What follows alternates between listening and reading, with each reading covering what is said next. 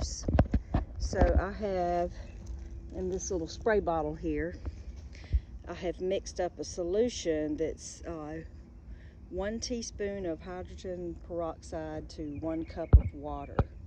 And it is supposed to revive these plants. So I'm going to go in here and spray. It says you can spray it on the foliage and down at the bottom. And it's supposed to also kind of keep bugs away, and not bees, but the bad bugs. And it's supposed to kill any of the fungus that's getting down on the plant. So I'm going to try it, and I'll report back another day on how well it does.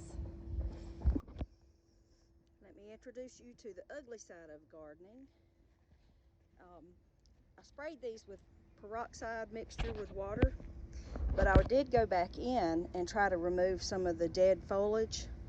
So that's what you see over here in my little bottle that had the peroxide water. But this is what all I have removed from squash plants, and some of it's from my cabbage plants where little cabbage moths got them. But as you can see, in spite of my not being the best gardener in the world, these plants have really grown a lot. I don't know how they're still hanging on, but there's a little zucchini right there. I thought my zucchinis were dead.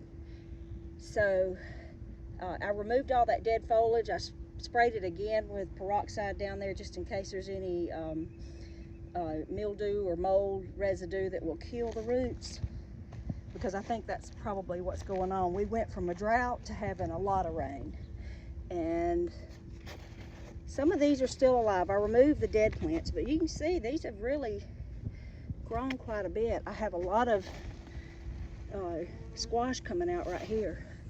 Still have a good number of little bees in the area. I don't know if these will make it. They're barely hanging on by a thread.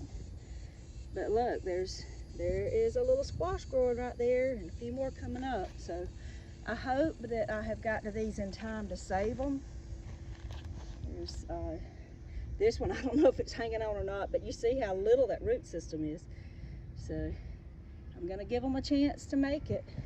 I trimmed some of the leaves off of my cabbage that the cabbage moths got. I've been trying to get ahead of that, but I actually do have some little baby cabbages in there. I've never grown cabbage. There's another one right there. So I'm going to be curious to see how that goes. There's my cucumbers. They're doing pretty good. But anyway, this is the ugly side of gardening, when you have to go in and clean up damage from rain or bugs or whatever, and that's what you end up with. But hopefully I've got to it in time. Now that I've cleaned all the dead stuff out of my garden, and I put a little hydrogen peroxide on those roots back there, I'm going to hit it with a little bit of Miracle Gro liquid feed.